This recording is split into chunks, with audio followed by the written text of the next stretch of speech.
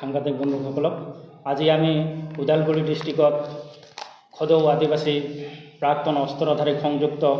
সংঘৰ আমি district committee গঠন কৰিলোঁ 21 জুনিয়া ডিস্ট্ৰিক্ট কমিটি গঠন কৰিলোঁ কাৰণ এই কমিটিটো এই কাৰণে গঠন কৰিবলগীয়া হ'ল যে যি আমাৰ সদস্যসকল আছে সেই সদস্যসকলৰ এতিয়ালৈকে ৰিহেবিলিটেশ্যন পোৱা নাই আৰু যি আমি শান্তি চুক্তি কৰিলোঁ সেই শান্তি চুক্তিৰ যি দফাবিলাক আছিলে সেই দফাবিলাক 3 বছৰ হৈ গ'ল কিন্তু আজিলৈকে কোনো এটা দফা পূৰ্ণ নহ'ল কিয় নহ'ল সেইটো আমি চৰকাৰক খুদিব বিচাৰিছোঁ কাৰণ শান্তি চুক্তি কৰি যদি আমাৰ ল'ৰাবিলাকৰ অশান্তিয়ে হৈ আছে তেতিয়াহ'লে শান্তি চুক্তি কৰাৰ অৰ্থ কি থাকিলে শান্তি চুক্তি কৰাৰ অৰ্থ এইটোৱে থাকিলে নেকি যে যেনেকুৱা NDFBৰ শান্তি চুক্তি কৰিলে ৰঞ্জন দৈমাৰী শান্তি চুক্তি কৰিলে কিন্তু ৰঞ্জন দৈমাৰী এতিয়া জেলত আছে সেইটো কি শান্তি চুক্তি হয় নেকি যদি শান্তি চুক্তি কৰিবলগীয়া আছিলে তেতিয়াহ'লে সেই মানুহজনক জেলৰ পৰা ওলাব লাগিছিলে কিন্তু এতিয়া জেলত আছে সেই ৰঞ্জন দৈমাৰীৰ নিচিনা আমাৰ কেডাৰসকলক কৰিব বিচাৰি আছে নেকি আমাৰ ল'ৰাবিলাকক আৰু এইটোৱে কৰিব বিচাৰি আছে নেকি আৰু হাতত অস্ত্ৰ ল'বৰ কাৰণে বাধ্য কৰাব নেকি চৰকাৰে যদি শান্তি চুক্তি কৰি অশান্তি হয় তেতিয়াহ'লে আমিতো আৰু কি কৰিম আমি আমাৰ ল'ৰাবিলাক জীৱন দিবৰ কাৰণে নিজৰ জাতিটোক আগুৱাই লৈ যাবৰ কাৰণে এই সংগঠনত আহিছিলে কিন্তু আজি ল'ৰাবিলাক ইমান হাজাৰ হাজাৰ ল'ৰা এতিয়া বাকী আছে মাত্ৰ আমি 1100 ল'ৰাহে ৰিহেবিলিটেশ্যন পাইছোঁ এতিয়া বাকী ল'ৰা বাকী আছে কি সিহঁতে ৰিহেবিলিটেশ্যন পাব নালাগে নেকি সিহঁতে জাতিৰ কাৰণে কাম কৰা নাছিলে নেকি সংগঠনৰ কাৰণে কাম কৰা নাছিলে নেকি সেয়েহে আমি এইটো চৰকাৰক আপত্তি কৰিব বিচাৰি আছোঁ চৰকাৰক অনুৰোধ কৰিব বিচাৰিছোঁ যে শেষবাৰৰ কাৰণে যাতে যিমান আমাৰ বাকী বাদ পৰি যোৱা ল'ৰা যাতে চৰকাৰে সুকলমে ৰিহেবিলিটেশ্যনৰ ব্যৱস্থা কৰক নহ'লে আমাৰ ল'ৰাবিলাকক আমি ৰখাই থাকিব নোৱাৰিম কাৰণ ল'ৰাবিলাক অধৈৰ্য হৈ গৈছে ল'ৰাবিলাক কৈ আছে যে আমি মৰিলেই মৰিম আৰু এবাৰ আমি হাতত অস্ত্ৰ তুলি ল'ম যদি আমাৰ ৰিহেবিলিটেশ্যন নহয় তেতিয়াহ'লে আমি দুখী নহ'ম সেই দুখী হ'ব চৰকাৰে কাৰণ চৰকাৰে যেতিয়া আমি সংগঠনৰ ল'ৰা নহয় বুলি কৈ আছিলে কিছুমান ল'ৰাবিলাক তেতিয়া সংগঠনে চৰকাৰে কি কৰি আছিলে আৰ্মী প্ৰশাসনে কি কৰি আছিলে যোন ল'ৰাবিলাক সংগঠনৰ নহয় তথাপিও সিহঁতক সংগঠন বনাই দি আছিলে কিন্তু আজি আমাৰ ল'ৰাবিলাক সংগঠনৰ হয় বুলি কৈ আছে তথাপিও সিহঁতক চৰকাৰে কিয় মানি ল'ব খোজা নাই এইটোৱে চৰকাৰৰ নীতি নিয়ম নেকি আমাক শান্তি চুক্তি মাতি আজি অশান্তি কৰিব বিচাৰি আছে যদি চৰকাৰে যদি অশান্তি কৰিব বিচাৰি আছে তেতিয়াহ'লে আমিও খাজু আমিও প্ৰস্তুত আছোঁ অশান্তি কৰিবৰ কাৰণে অসম কাৰণ যেনেকুৱা এতিয়া ৰঞ্জন দৈমাৰীৰ লগত যেনেকুৱা শান্তি চুক্তি কৰি এতিয়া NDFBৰ বা কেনেকুৱা শান্তি চুক্তি হৈছে তেখেতে জেলতে আছে সেই সেনেকুৱাই আমাৰ ল'ৰাকেইটা কৰিব বিচাৰি আছে নেকি এতিয়া আমাৰ আৰু এটা আমি ক'ব বিচাৰি আছোঁ আমাৰ যোনটো AWDC দিছে সেইটো আমাৰ পুঁজি দিবলগীয়া আছিলে কিন্তু সেই পুঁজিবিলাক ক'ত গ'ল এতিয়ালৈকে চৰকাৰে কিয় দিয়া নাই অসম চৰকাৰে কিয় দিয়া নাই কেন্দ্ৰীয় চৰকাৰে কিয় দিয়া নাই সেই পুঁজিবিলাক আমাক দিব লাগিছিলে কিন্তু আজিলৈকে এটাও পুঁজি আমি দেখি পোৱা নাই সেয়ে আমি চৰকাৰক ক'ব বিচাৰিছোঁ যে অতি সোনকালে আমাৰ যিবিলাক ল'ৰা বাদ পৰিছে সেই ল'ৰাবিলাকৰ ৰিহেবিলিটেশ্যন কৰিব লাগিব নহ'লে যিমান ল'ৰা আছে আকৌ এবাৰ হাতত অস্ত্ৰ তুলি ল'লে কিন্তু আমি সেইটো দায়ী নহয় সেইটো দায়ী হ'ব চৰকাৰে কাৰণ ইমান ল'ৰা আমাৰ বাদ পৰিছে আমি সেইটোৰ কাৰণে এতিয়া কিছুমান বস্তু আমি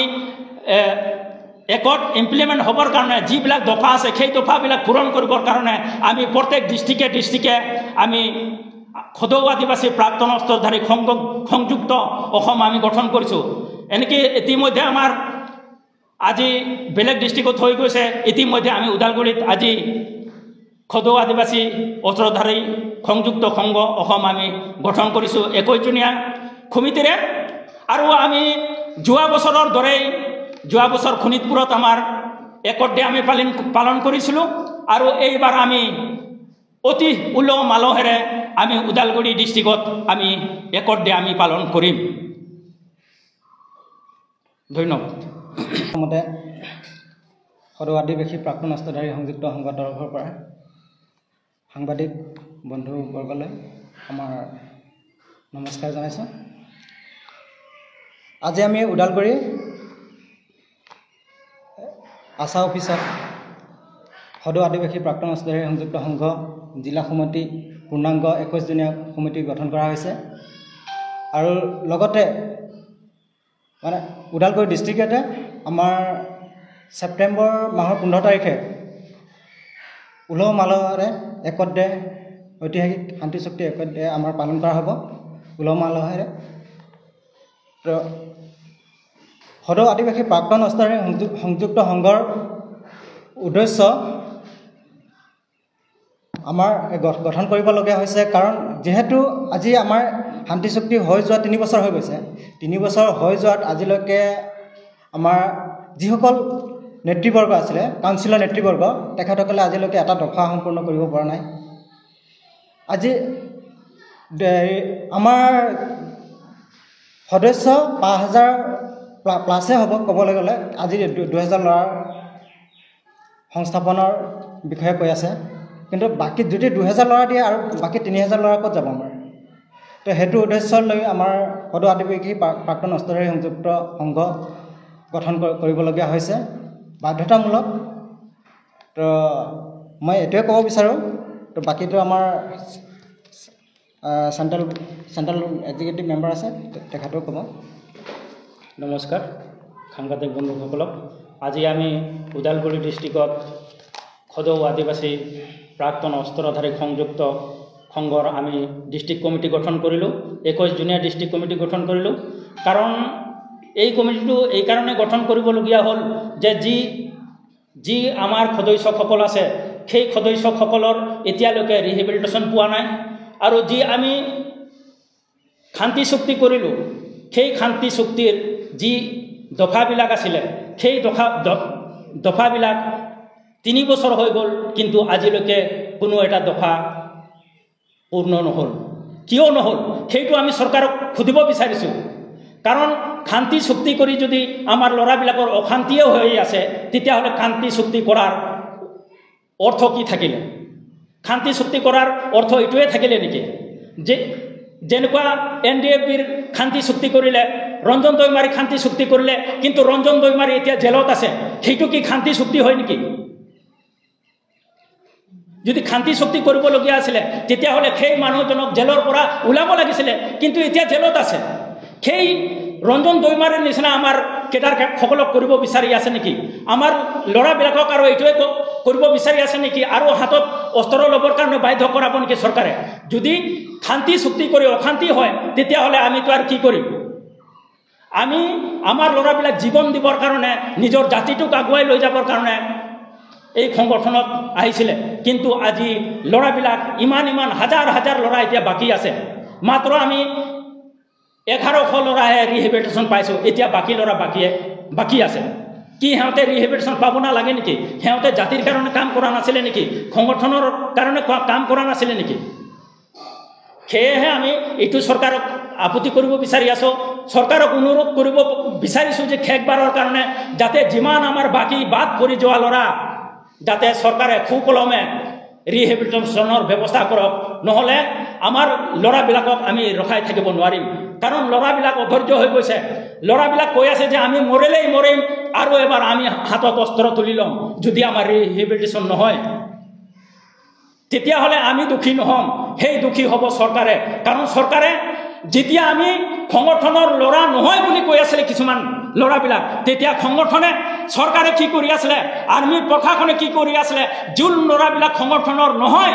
তথাপিও সিহঁতক সংগঠন বনাই দি আছিলে কিন্তু আজি আমাৰ ল'ৰাবিলাক সংগঠনৰ হয় বুলি কৈ আছে তথাপিও সিহঁতক চৰকাৰে কিয় মানি ল'ব খোজা নাই এইটোৱে চৰকাৰৰ নীতি নিয়ম নেকি আমাক শান্তি চুক্তি মাতি আজি অশান্তি কৰিব বিচাৰি আছে